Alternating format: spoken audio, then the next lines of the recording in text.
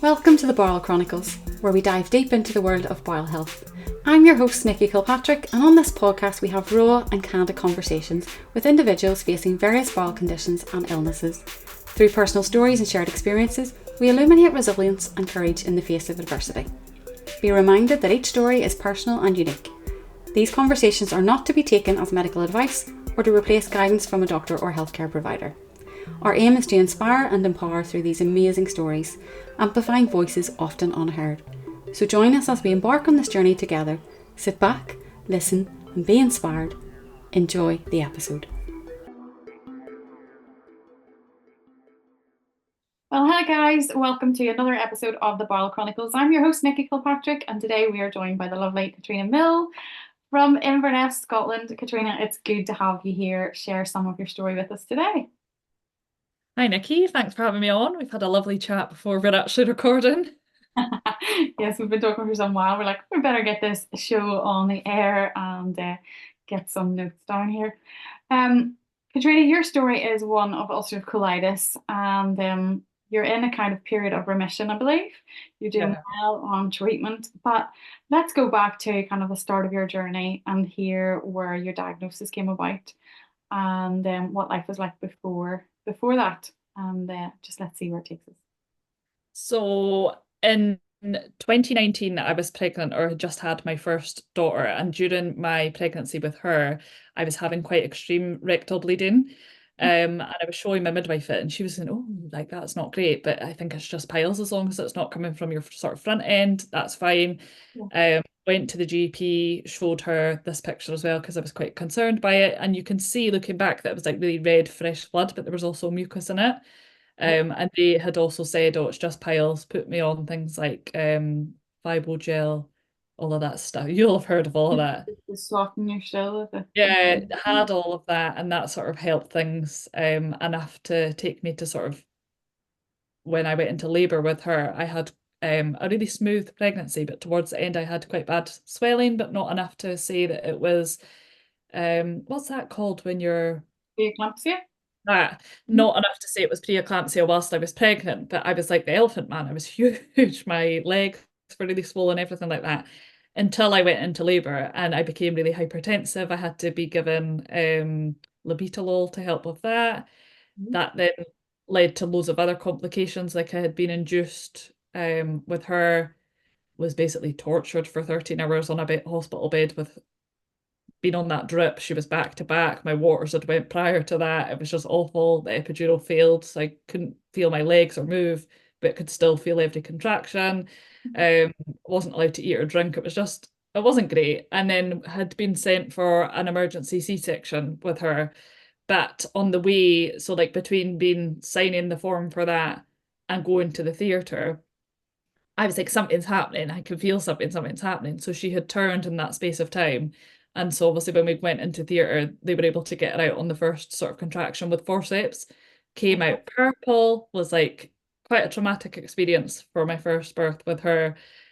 Um, and she then went to the neonatal unit just for a day, but because of the medication that I'd been given in labour with her for the blood pressure, it meant her blood sugars weren't stabilizing and she had to be put on like a heat mat and stuff. And it was really trivial in terms of people's neonatal experiences, but for me, it was quite a traumatic experience.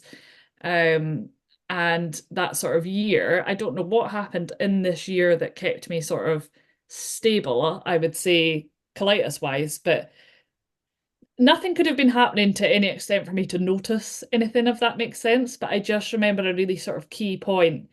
Um, on her first birthday, I had made this really rich chocolate cake. It was lockdown, so this is now into 2020, May 2020. I'd made this really rich chocolate cake. And the following days, me and my partner had the shits basically, except his went away a few days later, but mine kept going. I was out for a walk, and I remember this, I was out on my daily walk and I text one of my friends being like, "Oh my God, I've just had to run home. I've just nearly shit myself." And it was like that, from that point, it just got worse and worse and worse. And over like a week's period, I had gone from going to the toilet like once a day to going to the toilet 20 times a day and it being, blood.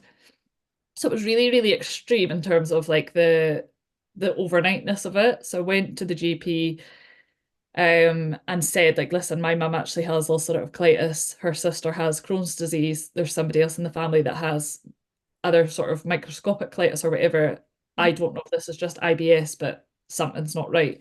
So she had said, oh, it's probably just IBS, but because of your family history, we'll do some bloods and we'll arrange an urgent sigmoidoscopy. Um, take this stool sample home, do it, blah, blah, blah. So I went home and I did the stool sample. And when I did it, it was literally just blood.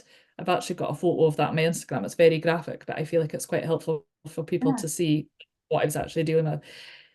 So I was like, can you hand in a stool sample without any stool in it? So I phoned back and I was like, listen, I've just done my stool sample. Like, can I hand it in when it's not actually got any stool in it? What's the situation here? And she was like, so how long has it just been blood that you've been having? And I was like, well, I told you that when I was in. It was like, the last 7 days it's been like that. And she was like, okay, I think you need to go to A&E. So I was sent to A&E that night and I went and so the nurse practitioner, sorry, that had seen me that day, she had put the finger up the bum, was like, I can't feel any piles, blah blah blah, that's fine. Went to the A&E that same day, another nurse finger up the bum. But whilst she was doing it, anybody that has ulcerative colitis and is quite extreme with it, that sort of painful contraction that you get when you're going, that happened while she had the finger up the bum. So when she took her hand out, her hand was covered in blood. So she was like, she's like, I think you've got ulcerative colitis, but obviously we need to do tests to confirm that. So that was fine. She was like, another doctor's going to come in. They're probably going to want to do all the same examinations, checking the everything, your obs, and then another finger up the bum. And I was like, this is going to be my third finger up the bum today. Like, do we really need to keep doing that? Anyway, let them do it again. She's like, I can't feel anything, blah, blah, blah. But your bloods have come back and, things seem fine and you seem quite well in yourself, even though I wasn't. And she was like, and, I say this to reassure you, but quite a lot of time at this time of year, because it was summer, people have barbecues and they don't cook their meat properly, so they end up with stomach infections. So I'm going to do a stool test. It's called a Q-fit test here. It's what they give to people over 60 to check for blood in their stool. Fluoride test or something for a bug in the tummy? No? Um, so they do that, but she was also offering me a test it's called a Q-fit test. It's what they give to over 60s to swipe their stool and it looks for blood in the stool basically. Okay. So I was like, okay, I'll do that. And she was like, listen, don't, she was quite a young woman. She was like, don't Google this. I don't think you've got cancer. It's just a good indicator for us. So I went home and I did the test and I was thinking, why have I been given this when I've handed in a stool that's shown you blood? Like I don't understand that. Maybe there's a medical reason for it. I don't know. Um, but anyway, went home and that weekend, so on my way home from the hospital, I went to M&S and I got myself cheddar mash, a tin of chicken soup, and like chicken goujons. And I was like, right, I just need to survive this weekend. And come Monday morning, the only thing I'd managed to eat in that sort of 48-hour period while the doctor's surgery was shut was half a tin of chicken soup. I was vomiting like green bile, still going to the toilet, was unable to eat. I was like shaking, feverish, just like in a really terrible way. So I'd phoned the doctor back on the Monday and was like, listen, like I'm just not able to put up with this any longer. It's getting worse and worse and worse. They took me in for another examination. My pulse was like through the roof. Was really dehydrated, just didn't seem half as lively as I had been sort of 48 hours prior. So she sent me back to the hospital, and the sort of head of the GP surgery there was really annoyed that I wasn't kept in the first time. He was like, you are showing classic signs of having something. This isn't on. So I was sent back.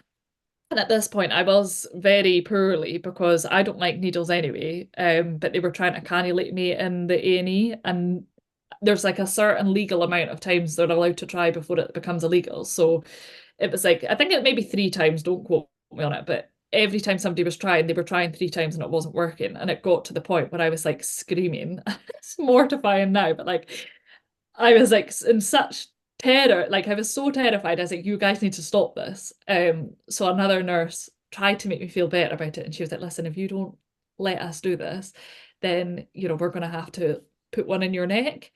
And I was like, absolutely not. I was like, I'm going home. I was like, if this is what's happening, I'm going home. Um, so a nice doctor came in and he was like, listen, I think you've got ulcerative colitis. We're looking for a bed for you. Here is a handful of steroids.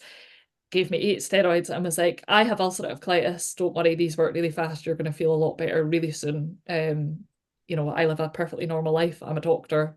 Calm down, sort of thing. So I was like, yes, give me these pills. This is brilliant. I thought, he's a doctor, looks pretty healthy. This will be a fast recovery. So I went up to the ward and thankfully was left alone for the night because I had said to that doctor as well, can we please, no more needles tonight? I just need to be left, sort of thing. So that was fine. And then in the morning, a really, really nice junior doctor came in. He was a young man and he sat beside me and I'm jumping ahead. It was a young woman that came in and she said to me, listen, you're really poorly. We really need to get a cannula in you and we need to get some bloods.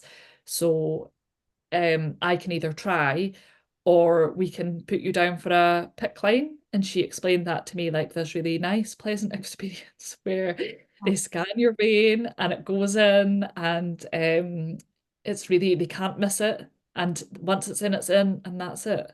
I don't know if you've had one of them. Oh, I haven't. I wouldn't wish it on anybody, but So I was like, yeah, that sounds brilliant. Off I go. So, the next day I went down for this pit lane experience, was like a bit nervous, but thought it would be fine. Fucking awful, Nikki. It was horrific. I was drenched head to toe in sweat. I was like rolling about that bed like I was being tortured. It was awful. They couldn't get it because every time the needle went in, my vein would hide. So basically, I was tortured for however long they were legally allowed to try before they had to stop. I went back upstairs, and that's when this really nice junior doctor came in, and he was so calming, and he took the time to sort of speak to me a little bit before trying, and he explained if we use a bigger cannula, hopefully we can leave it in a little bit longer. Obviously, it's at your own risk. Once it's in, we're meant to change it every 3 days, but if I can get it in, hopefully it lasts a little bit longer. And if you're willing to let me try, I'm gonna try for you. And that lovely man got it first time. And I honestly could have cancelled him. I was like, thank you, that's it in. And it was, really smooth. Yes, it hurt, but it wasn't anywhere near as traumatic as any of the past experiences. But once that was in, that stayed in for 10 days. Every time they came in, they were like, we need to change that cannula. I'm like, no, you don't. If it's not affected, my arm's not falling off, leave it. So that was my sort of first experience of being in hospital because I was then, 2 days later or whatever, put down for my sigmoidoscopy. A woman had come in or a nurse had come in to give me an enema to put up to clear your bowel before your sigmoidoscopy. She put that in the wrong hole, started doing it. And I was like, wrong hole, get out. Like, so, like, unintentionally violated. Like, I was like, please just stop. Like, I'll do it myself. Did it. And like, couldn't hold it for less than 2 seconds. It was straight out. I was like, listen, I can't hold this. Whatever you're putting in me is burning so much that I'm physically unable to hold it. And the consultant came up and he's like, listen, I don't even know why you've given her that. Like, she is going that often, she doesn't need an enema. Take her down. And as soon as he went in, he was like, yeah, you've got ulcerative colitis. I actually can't go any further. We're at extreme risk of perforating your bowel. Came back out and I was sedated as well. He says to me, oh, this will feel like you've had a few Bacardi breezers. Like, don't worry, this will feel good. I could still remember everything, but I was definitely a lot more calm and I could see straight away like something wasn't right. And then when he eventually came up to speak to me afterwards, because I had like Googled everything about Crohn's and colitis, I already knew that there was a difference between the two of them. So I said to him, is it Crohn's or colitis that I have? And his speciality was actually like liver rather than bowel. I know that gastros they treat all the sort of same, but he was more liver specialist. And he's like, I don't know. He was like, but to be honest, it doesn't matter. They all treat it the same. Somebody else will come and speak to you about it, near the time you start your treatment. So that was it. I was told I had ulcerative colitis and somebody would be there the next morning to speak to me about my treatment. So another woman came in and she was like, you have not extreme, severe, moderate to severe extensive ulcerative colitis. We couldn't get the whole way round to check if it was pancreatitis because risk of perforation, basically. And you've got two options. You can either come in every 6 weeks or whatever for an infusion, or you can inject yourself at home. And it was said so bluntly like that to me. And I was like, really, like, I'm quite an anxious person anyway, but in a medical situation where I'm poorly and feel like I'm caught off guard, I was like terrified. I was like, what do you mean I'm going to have to inject myself? And at this point, it was COVID, the height of COVID. I didn't have any family nearby. I had a 1-year-old at home. My partner worked full time. I was like, what am I meant to do with my 1-year-old when I need to come to hospital to have an infusion? I don't have anybody to look after her. She can't come. So I only have one option. I'm going to need to inject myself. And so I was explaining that to her. I was like, listen, I know I'm going to have to just like do this, but I'm terrified of needles. Like, how am I going to get over this sort of thing? And then she was like, you'll just need to deal with it. Here's a leaflet. We don't usually do this, but here's a leaflet. And I was like, are you serious? Like, this is all I'm getting, a leaflet to tell me how to inject myself. And I've got this lifelong condition. I had so many questions. I was like, can I have another baby? All of this. And they were like, we don't normally do this, but we're actually going to get one of the IBD nurses to come up and have a chat with you, because it's obvious that you're obviously quite anxious about this. So the next day, another woman came up and she was an IBD nurse and she was lovely, don't get me wrong, but the most blasé woman I have ever met. And I don't know if she was trying to make me feel better about it or I don't know, but she was just sat there and she's like, hi, I'm so-and-so. Yes, you've got ulcerative colitis, and some people it can really affect their life and some people it's just fine. And you might find that you're a bit more hungry when you start your steroids and a little bit like moody or a little bit tired, but yeah, it should be fine. And I was like, okay, but like what's actually gonna happen here? Like what's my life actually gonna look like? Am I gonna be on meds forever? Like, can I have kids? Blah blah blah blah blah. Real with She she was as much use as an Astro on a motorbike, put it that way. So I'm like on the phone to her every few days. Like when I finally got released, sort of 14 days later, I'm phoning Mary's hotline. Be like, hi Mary, it's me again. This has happened. And she's like you need to be phoning like the IBD helpline. There's like a central line. She just stopped answering the phone to me because I was so like, so this is happening now. And she's like, yeah, that's normal. And I'm like, but how is it normal? I've started steroids. I'm not getting any better. When I'm going down, I'm still going to the toilet. Like, when will this end? And she's like, so it could take a little bit of time. Some meds can take up to 16 weeks to help, but then they sometimes just don't. And I'm like, but why is there no answer to this? I just couldn't wrap my head around why nobody was able to tell me like what was going to happen. So eventually with that first med that I was put on, it's called adalimumab. I was on it for 16 weeks alongside an 8-week or 10-week course of steroids. And things were fine-ish, just sort of slowly went back to normal. Had the moon face from the steroids, was eating like a pig, had ridiculous mood swings. Um, and one day I got a phone call. I was in Asda, and it was them phoning me to say, listen, you've built antibodies to the medication. You need to come off it immediately. We're going to change you to a new drug. Somebody will post it out to you and you'll need to start that, in 2 weeks' time. And I was like, what do you mean? Like, why have I built antibodies? Like, why is nobody phoning me and actually telling me what's happening? It was very, very like, I'm a bit of a control freak, I would say, and especially when it comes to my health. I'm like, I'm not just taking all of these meds willy-nilly when you're not telling me what it's actually doing or it's not doing anything. Like I just really struggled with that, especially when needles were involved. So I was like, I'm not coming in for this 2 infusions. A, I don't have a babysitter for it, and B, I don't want it. I'm petrified of cannulas. Send me out the injection and I'll give it a bash.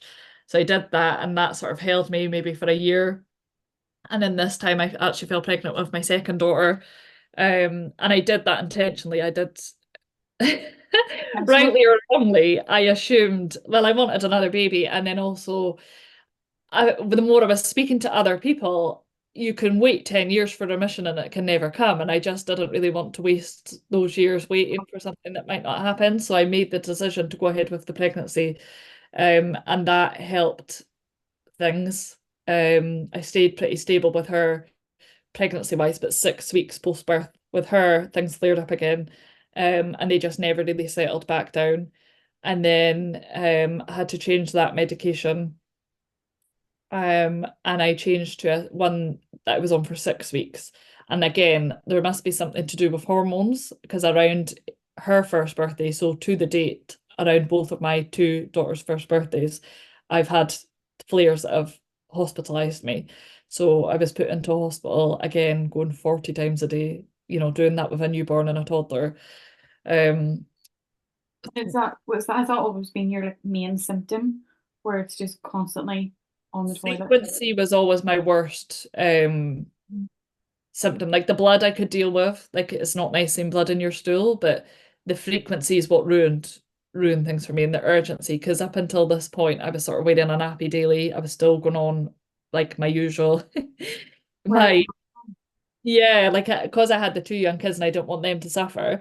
I would just put a nappy on and just be on my 1.5 hour timer, get in, get out, get what I needed to be done, and Or hopefully was didn't. that something you decided to do? Was that something GP said you might benefit from wearing an No, incontinence thing? Was it something you purchased yourself?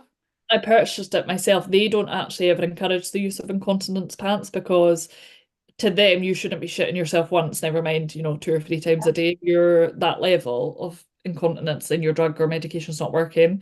But I was just so persistent in not wanting it to ruin my life that I just kept going and going and going. And, there was a huge period there that I've kind of skipped out, but having the newborn and the toddler, and then up until the stage of her being one, before things really sort of escalated, it was a case of, get your nappy on and just get on with it, going to the toilet, or like in the morning I would wake up, go to the toilet, get one child out of bed, go to the toilet, get the next child out of the bed, go to the toilet, go down the stairs, go to the toilet, put them on the couch, go to the toilet, start making porridge for breakfast, be back on the toilet. So you're talking like 10 times at the toilet in the space of an hour.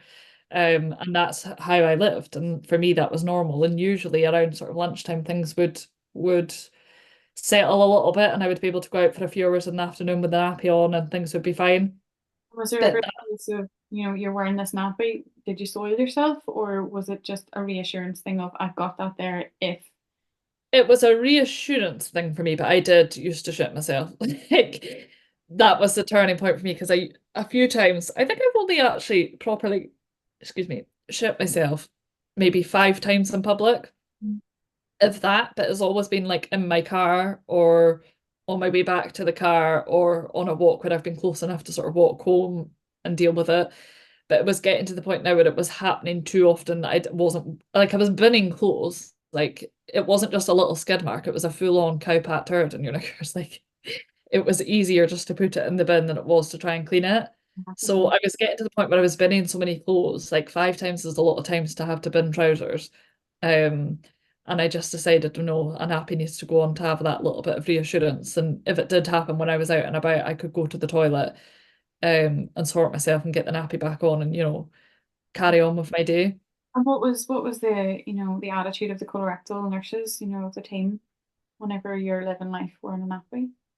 They were just kind of like, keep going with the meds, see what happens. Because the meds can take a really long time to work, that's the thing, but they try not to leave you too long with a really poor quality of life before they sort of change it. Mhm. Um, so the turning point was when my youngest daughter turned one, and I switched to a new medication, and I lasted 6 weeks on it and was going to the toilet 40 times a day, was like physically unable to care for myself. And it wasn't so much the frequency, but for me at that point it was going to the toilet during the night. So it then meant I wasn't getting any sleep.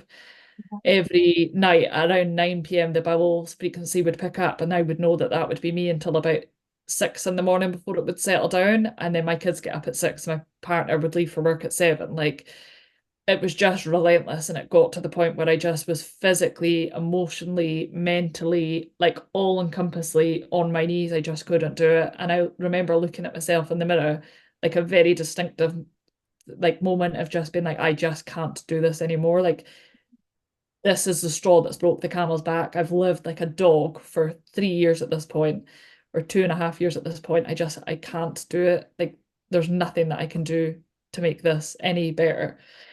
So I was admitted to hospital. I took myself to A&E because the IBD team weren't getting back to me. So I took myself to A&E, and I was like, listen, like I am on my knees here. I'm going to the toilet 40 times a day. Something needs to happen.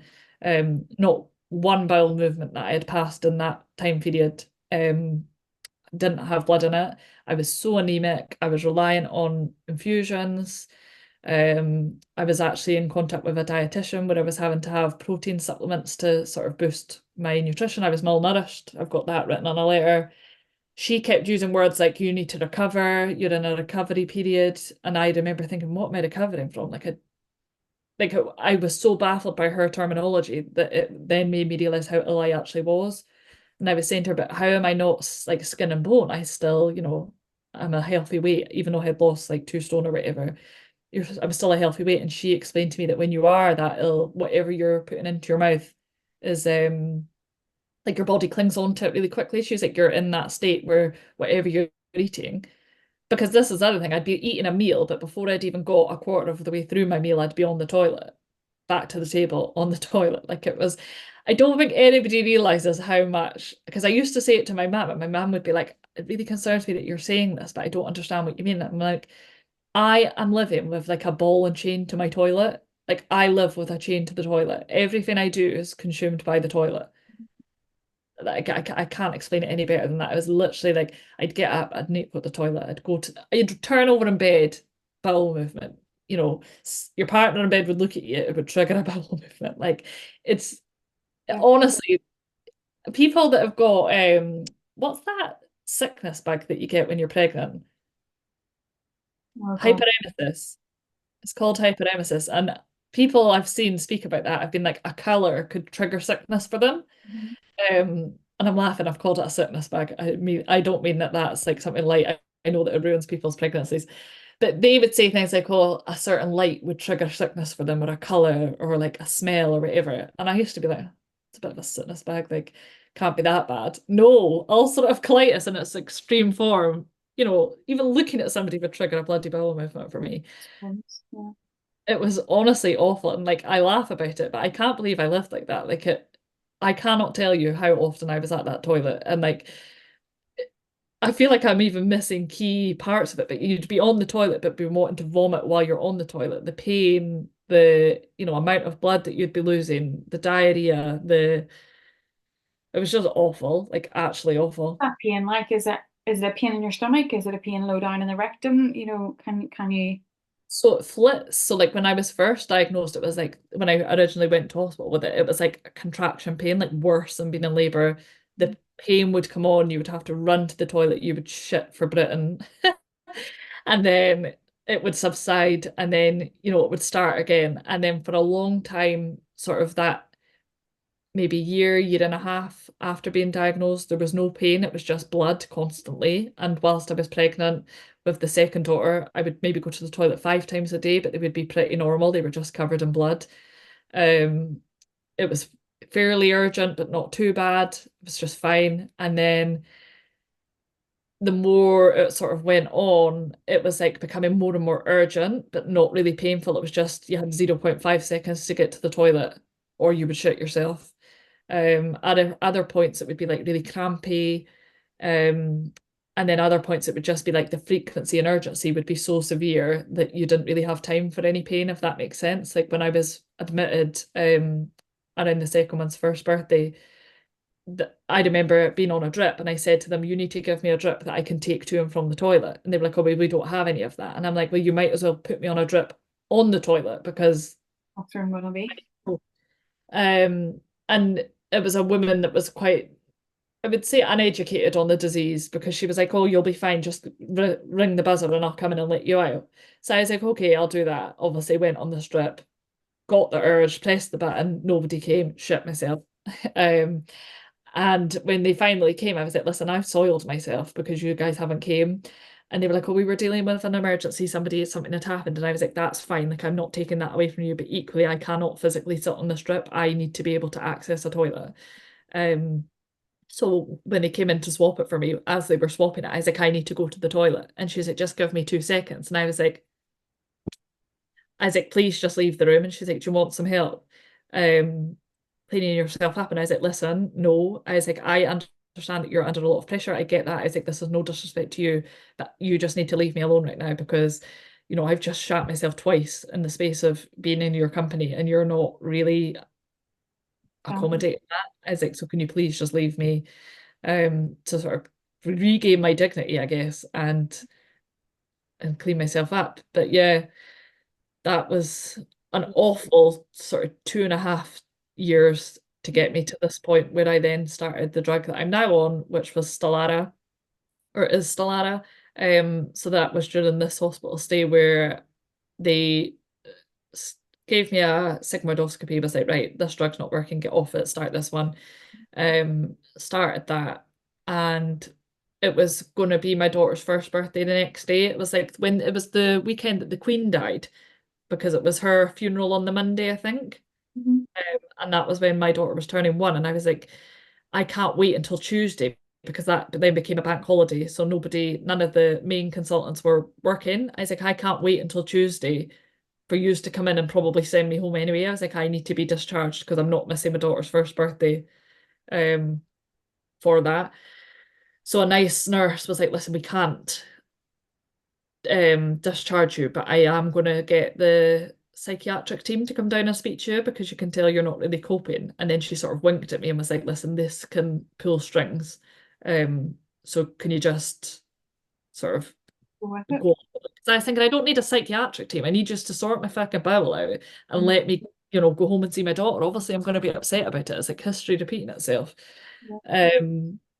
So a nice guy came down and he did all the usual rigmarole of helping with the mental health and that. And I was like, listen, I'm going to be really level with you right now. Like, I am in a terrible state right now because I am physically unwell. But I was like, this is making me mentally unwell, like keeping me here. Because I didn't really mention it there, but when I first went into hospital originally on my first daughter's first birthday, I left the day she took her first steps to go into hospital, and 2 weeks later, it was like going home to a totally different child. She was a crawling child when I left and a walking, talking toddler when I went back 2 weeks later. It was horrible. It was like I missed these really 2 key weeks of her life because I was poorly, and I really didn't want to miss that with my second daughter. So they agreed to let me go home on a sort of day release, and I would have to come back the next day. But thankfully, they phoned the next day and was like, listen, your IBD team are going to contact you separately and they'll deal with you as an outpatient. So that worked out really well. And I just sort of lived with the symptoms, I guess, for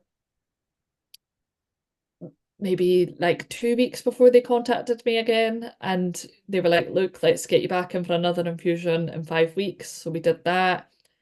And then it was quickly decided that that wasn't holding me enough. So instead of 8 weekly injections, it went to 6 weekly, and then another 6 weeks went past. It was clear that wasn't doing enough. Moved to 4 weekly, which is the maximum amount that you can be on this drug. Some health board areas don't even offer it at 4 weekly. Like I know Ireland doesn't. And a city just sort of 3 hours away from me doesn't offer it at 4 weeks. It's only 6 weeks. I don't know if that's cost or whatever. But I was moved to 4 weekly, and then funnily enough, I just shared a post on my Instagram the other day, and it's a letter saying that even 3 months into this treatment, I was still on the phone saying that I was going to the toilet 20 times a day and that I was very despondent on the phone, and that my symptoms weren't really alleviating, other than the blood and mucus had slowed down, but the frequency and urgency was still bad. I was still up during the night. So that's like another 3 months of living like a dog. I guess it was maybe like 9 months into starting that treatment that the clouds sort of finally started to lift a little bit with it. I think that's when I maybe went back to work, and it just slowly got better over time. But I would say about 18 months after starting that was when I would feel confident enough to say, okay, like this is maybe what remission looks like. And in that period, I'd had like 6 sigmoidoscopies, which is a lot to sort of track the bowel, because the bloods and stuff would be fine, but the cal protection would be way up. Or even the scope at one point still looked like there hadn't been any difference. And I felt really like like, what's the word? Like disappointed when I left it, because the woman basically said, like, this isn't doing anything. Your scan looks the same as it did, when you started it however long ago, but then the biopsy showed that the inflammation was coming down. And then eventually over time, the bloods improved, the cal protection came way down. And the biopsy obviously showed that the inflammation was decreasing. And it was like really slowly over time, things have sort of clicked into place, I guess. So the urgency to go, the frequency is reduced now? I go to the toilet once a day, like a normal human being. I have zero urgency.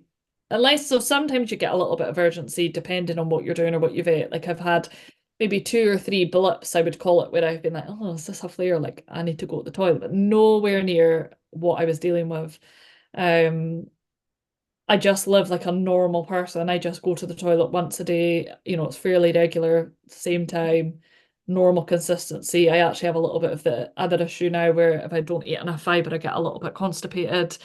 Um, there's no blood in it, there's no mucus, it's just a normal solid turd, which if you have got a bowel issue, especially Crohn's or colitis, where you're struggling to produce a normal turd, it's like almost like you want to take a picture of it and show the world, like, look at this. It's Normal mood. it's it's actually crazy that that's what your life becomes. And it's like, for me, a lot of people have a lot of still like lasting anxiety around like needing the toilet or what if it comes back. I have that, don't get me wrong, but I went away last Christmas with 2 of my friends. We went to Aberdeen, which is 3 hours away from me, or like 2 and a bit. Um, and I was a little bit nervous for going because I was thinking I'm going to be on the train all day. Like if I need the toilet or like I don't know where the toilets are, or maybe this could happen. But it turned out my 2 friends that don't have bowel issues were more anxious about a toilet than I was. Like they had bloody Imodium in their bags. They had like wipes. I was like, why are you two worrying about the toilet? Not one of you has a bowel issue. Like I don't get it. And they're like, everybody feels a little bit of toilet anxiety, like when you're going Yeah. somewhere new. Like I just don't get that. Even when I was in my peak flare, I would like take risks. Like sometimes I would go out without the nappy and think, oh fuck it, if it happened, like what's the worst that's gonna happen? I think that's quite liberating in the sense that where you do get to the stage where you are incontinent and you wear a nappy at what age would I have been, like maybe 27, 28 at this point.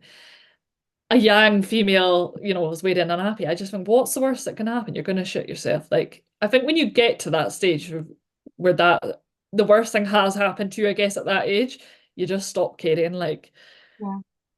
Well, I which is think a good. it's confined and restricted you for so long, and you're like, oh, life has to go on, and you have 2 young kids. I just have to keep pushing on And I regardless. was quite fortunate in the sense where if, that situation did happen, or if I needed to use a disabled toilet and I had the kids with me and I did stink it out, I could easily be like, oh, sorry, the baby. Do you know what I mean? Like, it wasn't really that embarrassing for me to go and use a public toilet. Whereas now, I think where I have a little bit more freedom and I'm not always with the children, I'm like, oh, if I need to use a public toilet, I'm going to need to bring all that spray and that. So a couple of years on still Lara, and it's finally working for you, and the inflammation, everything's come down. How often do you have to have these scopes and calprotectin and everything done now, or? So I've not had a scope since I've been in remission. I would actually quite like one, believe it or not, just to sort of confirm. But I have to have 3 monthly blood tests done, and the stools test I think you're meant to do every 3 months as well. Because don't get me wrong, I've only, I would say now, settled on this drug, and it is literally 2 years in. Up until this point, there's been a few little blips. Not really in terms of like bowel frequency and urgency, but I've had bouts of blood just randomly. That's really alarming because if you see blood, you automatically think, here comes flare up. Or my children sometimes bring home bugs. So I've had a couple of like shitty bugs basically, that cause obviously bowel symptoms.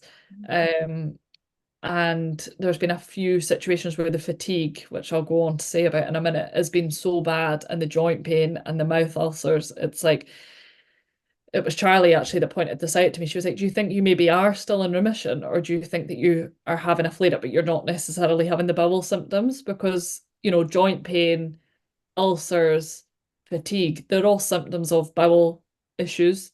And I was having that for quite a while there. I would say maybe even sort of 4 or 5 months of not feeling myself. But whatever was in my meds 2, 3 weeks ago, it's knocked it on the head because I just feel like $1 million again.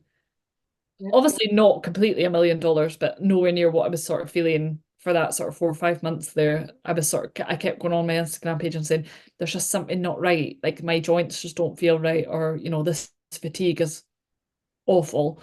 But I've come to realize that the fatigue is just going to be ongoing for me. And I think it is for anybody with chronic illness. It's just part of the package, but it's about finding ways to manage it. It and is. not feeling guilty about that. And I think as a mum too, you know, we get guilty very easily. You know, we're like, we need to be doing X, Y, and Z and not taking time to look after ourselves. And it's important because you can go, I don't know, I go on adrenaline for about 5 or 6 days, and then all of a sudden it's like, what? I've just hit a wall. What has happened to me?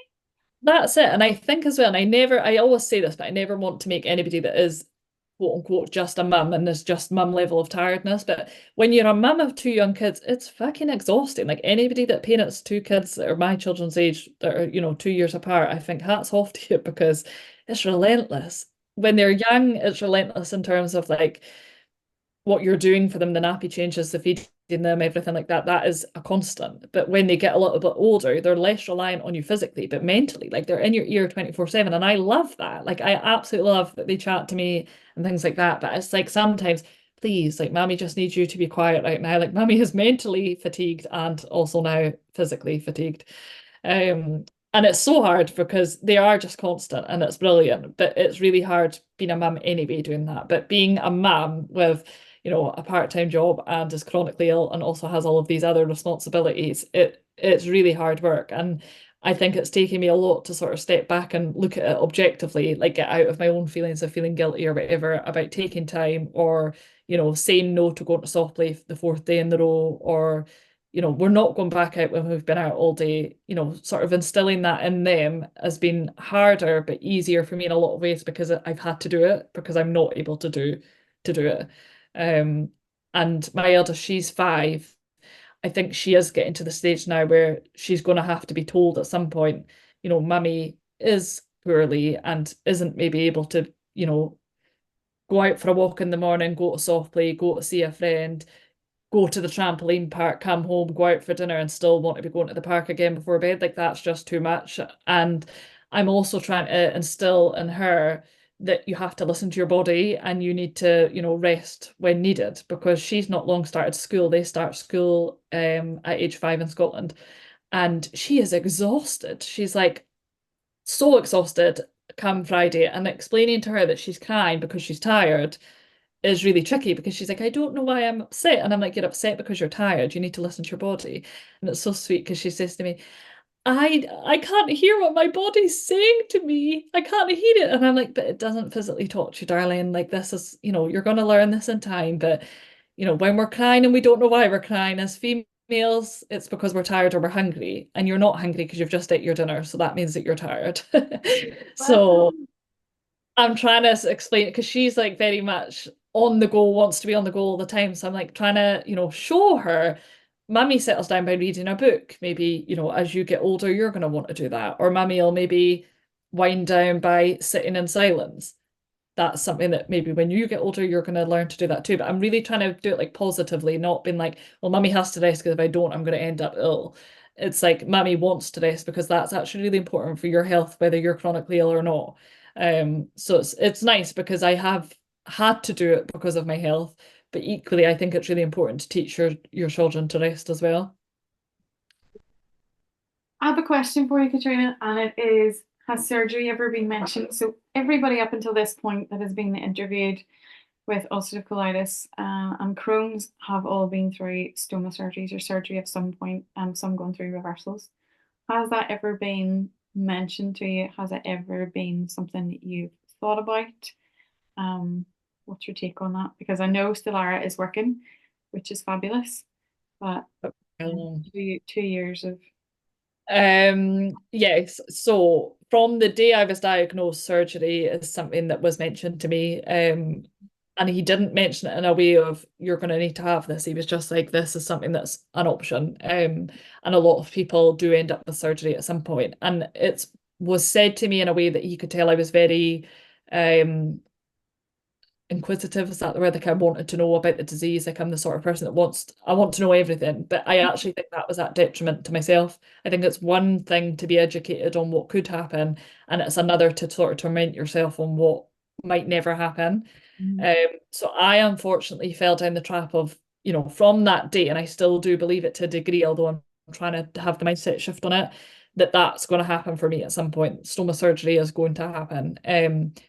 like I said, whilst I think it's really good to be educated on that and be, aware of it might happen, so much can happen and change that it might not. Mhm. And I really tormented myself of being in a really negative mindset of thinking these meds aren't going to work. I followed lots of Instagram pages that rightfully documented the negative side of having stoma bags. Even when they weren't intentionally sharing the negatives, when you're in a negative mindset, you sort of pick up on them more. So I was terrified of it, absolutely terrified of it. Every time I was going on my Instagram, I was seeing them and I was being like really freaked out by it.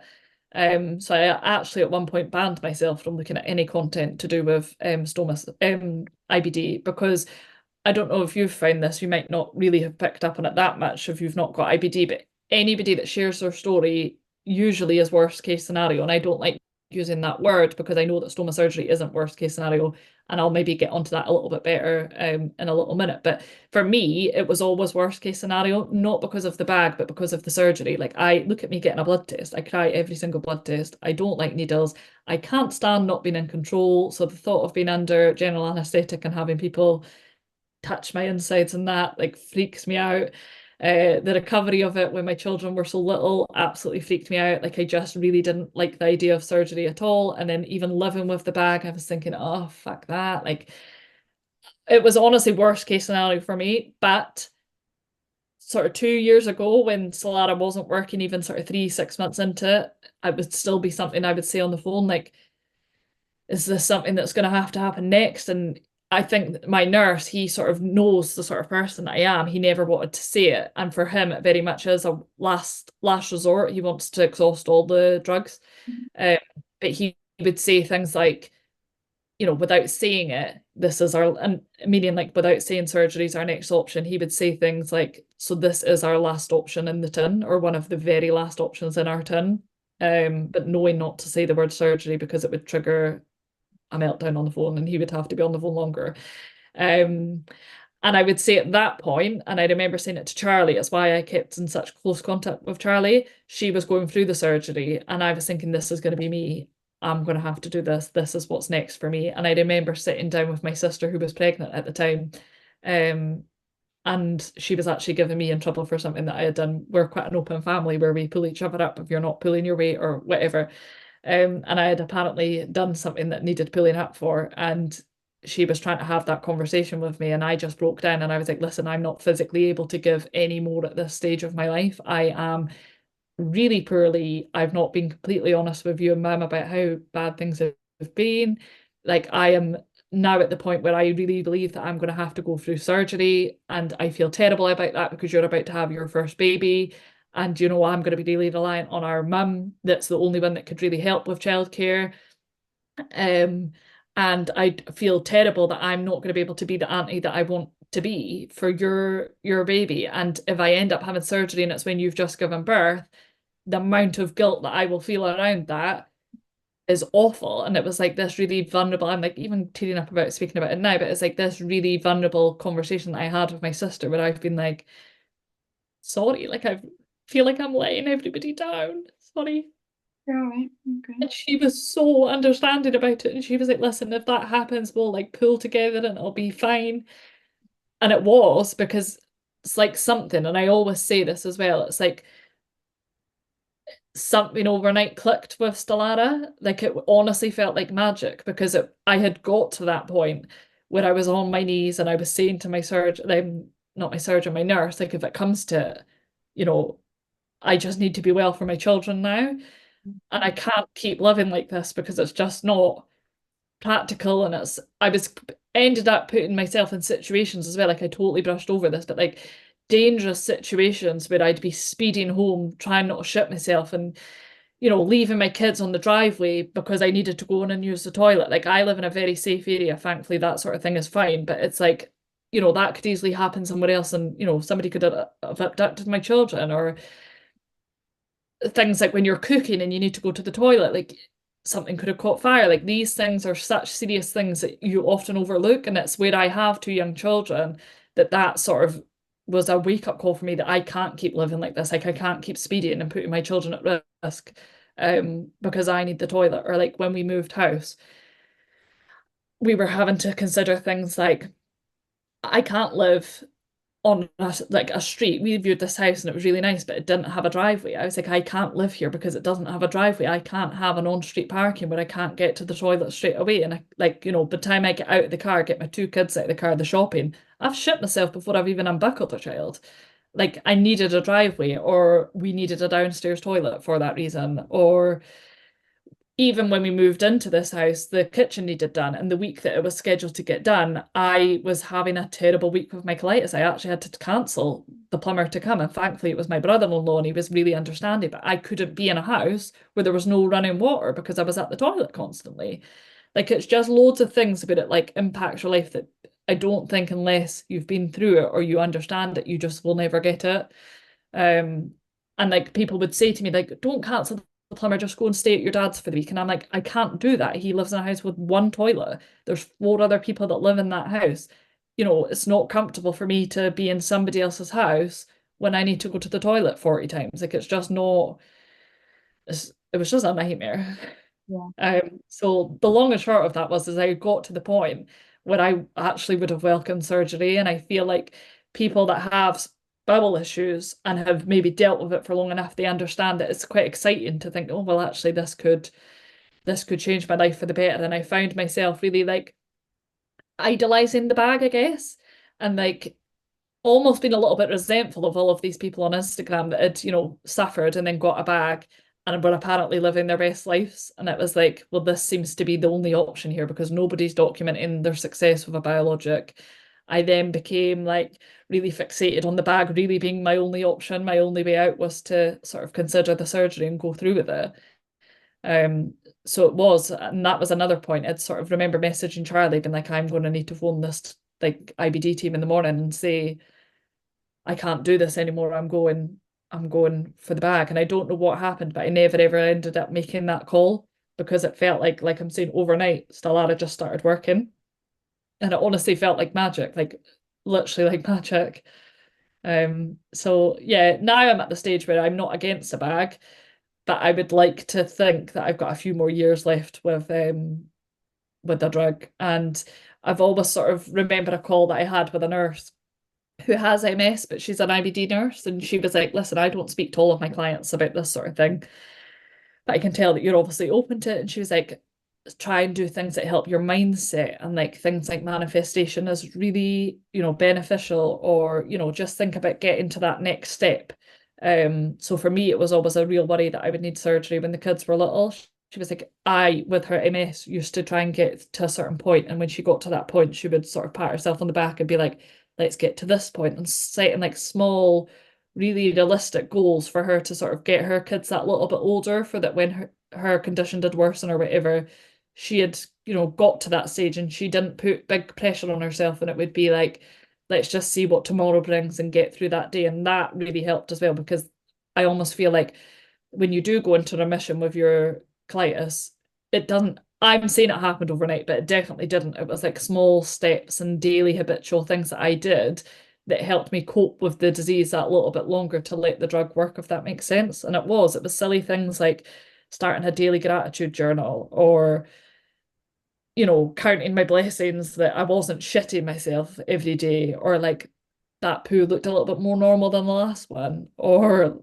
like Yeah. really starting that like positive visualization of what my life could look like if the drug did finally work. And I'm not saying that healthy mindset helped the drug, but I certainly don't think it hindered it, put it that way. Yeah. So yeah. I love that, and that's something that it's a choice every day, isn't it? To I flip the switch in relation to the mindset. It can be shitty circumstances, or it can be good. It can be what you decide to make of it. And doing simple things like a gratitude journal or counting your blessings, that was a normal poo, and be grateful for it. It helps in the best of a bad situation. I would definitely recommend it. I really do. So you started your Instagram page. I love that you're sharing your journey, because the majority of people that I see in this bowel community are post-surgery, and we see what life is like now on the other side of it. And yeah, it's not rosy for everybody, but I think we miss the crucial parts where we're trying to educate people and raise awareness about IBD and symptoms and everything, that we need more and more people actually being vulnerable and sharing how it is. So you, like, your Instagram handle is at colitis with Catriona. It'll be tagged in the show notes right here below. So guys, if you're listening, go give her a like, give her a follow. Any questions that you have, send her a message across. I'm sure she'll answer it. If not, ping me it and I'll speak to her and we'll try and get you an answer. But remember, we are not medical professionals. We're just sharing our own personal journeys here with you. I love that you're spreading so much awareness and educating people, and you're highlighting and sharing your daily life on social media to help those other people, because I know social media was definitely something that helped me on my journey, and given me that little bit of hope in life, I guess. It's really tricky because I originally started the page with the intention that I probably was going to end up with surgery, and I wanted to really document that. And I always said to myself that if I was going to document it, I would be really honest about what life was like. And I was when I was originally, getting better, but was still poorly. But I wasn't really going to the toilet, 20 times a day. So I wasn't really able to document, oh, I'm back on the toilet, because it wasn't happening. That's what I'm saying. It almost felt like magic. It was like overnight. I've started this page, I've started, self-development, I've started this like gratitude, and I've started a new drug. And eventually my life, looked totally different. I was thinking, I've started this page and I've got nothing to share about. But then it became like, and it certainly is now, because I even had on a few weeks ago that I wasn't really sure how to take the page because I'm in remission.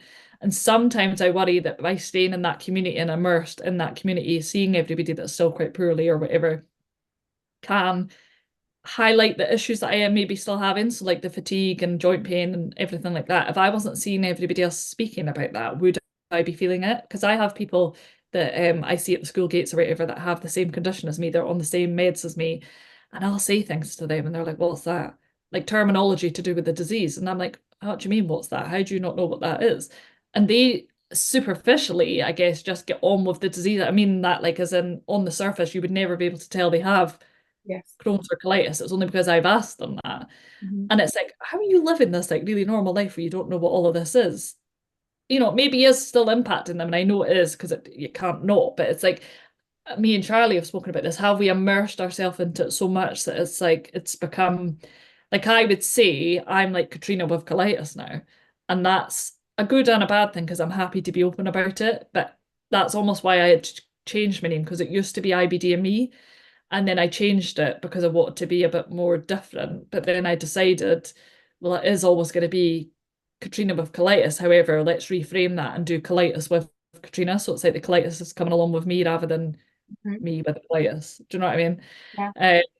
And I wasn't sure where to take the page because I was thinking I don't want to be too open about how I live with this disease, because I don't want to be open to that criticism of how it affects me even when I'm in remission. But equally, I'm like, if I don't share that, other people aren't going to know what's normal. And what's normal for me is also not going to be normal for somebody else. So it's like, at the minute, I'm sort of finding that balance of sharing what feels comfortable for me, but not oversharing where I'm opening myself up to judgment or criticism that, I'm lying in my bed all day because I'm a bit tired. Like, I've got quite a lot of friends or family that follow that page. And whilst I do think they are all supportive, it is something that they will never understand. And I do worry that sometimes people will see my page and maybe judge on that, and nobody has ever commented on it. I don't think they would have the cheek to, but I know what we're like as a human nature, and I worry like what I'm posting opens myself up to judgment. But it's like weighing that up, that if I even help that one person that's in hospital, because I get quite a few messages now to say that somebody stalked Instagram and they found my page and they're really happy that they found it, and they give them hope. If that can make one person feel less alone, then it's a job well done. Because I always reply back and be like, I used to stalk fuck out of Instagram basically to find people, and it would always end up with a surgery, and that's fine because for a lot of people it does, but for a lot of people it doesn't. So yeah, I'm really hoping to be that sort of beacon of hope for people. No, I think you very much are. And like I said, I mean, I've not come across that many people that have just been sharing, and especially a story of remission. It's good to see. And I think, everyone deserves to have that little glimmer of hope that, a biologic might just kick in for one person and work. Fingers crossed. Not everybody's story. Catriona, if there was one last little golden nugget or something crucial that you would love to share with our audience and listeners who can relate to you today, what would it be? It's so cliche, but it's like sometimes when you're going through something, it can feel like there's never going to be a light at the end of the tunnel. And I always just think the only way to see that light at the end of the tunnel is to keep going through it. And it's like every day just get up. And it might feel like your life's not going anywhere in terms of your colitis symptoms or whatever it is that you're going through. But every day, time goes by, whether you want it to or not. And it's about just sort of existing when things are hard and knowing that that time's going to pass eventually anyway, and just keep going, because this is really morbid and I've said it on my Instagram before, but you've got two choices. You're either going to snuff yourself or you're going to keep going. And I don't know about anybody else, but I am not going to talk myself. It's not something that I'm brave enough to do, I guess. And I don't want to do it either, because I know that things do eventually get better. But that is your two choices when you are on your knees with colitis. You're going to snuff it or you're going to have to keep going. So I always say, if you're a patient, treat yourself as a patient, because we're chronically ill. There's going to be periods of illness and there's going to be periods of health. If you're in a period of illness, treat yourself as a patient, take care of yourself, treat yourself with the same compassion that you would somebody else. And I do that now. If I'm ever ill, the first protocol is to send myself to bed and, treat myself with the same respect and dignity that I would anybody else. And I treat myself with nice food and, really fill my cup up that way. But when I'm well, embrace that. You need to remember that you're not going to be well forever. And it's a cynical way of looking at it. But, this drug isn't going to last forever. I'm either going to, build antibodies to, or it's going to stop working, or maybe one day I'll come off it and I'll live med free. Who knows? But the med isn't going to be there forever. Whether it's 5 years, 10 years, 15 years, it's going to come to an end, and illness probably will come back at some point. So enjoying it while you're able to, I guess, and knowing that going through the tunnel, sorry, that was my original point, just got to keep going through it, and eventually there is light at the end of the tunnel, and fingers crossed it's sooner than you think. Love that. Catriona, thank you so much for taking time out of your day to come and share your story with us. Like I said, guys, her Instagram handle will be tagged below. Go give her a like, give her a follow, pop her over any questions that you may have. But from us today, it is over and out. Guys, do come back next week to join us for another episode. Thanks, Catriona.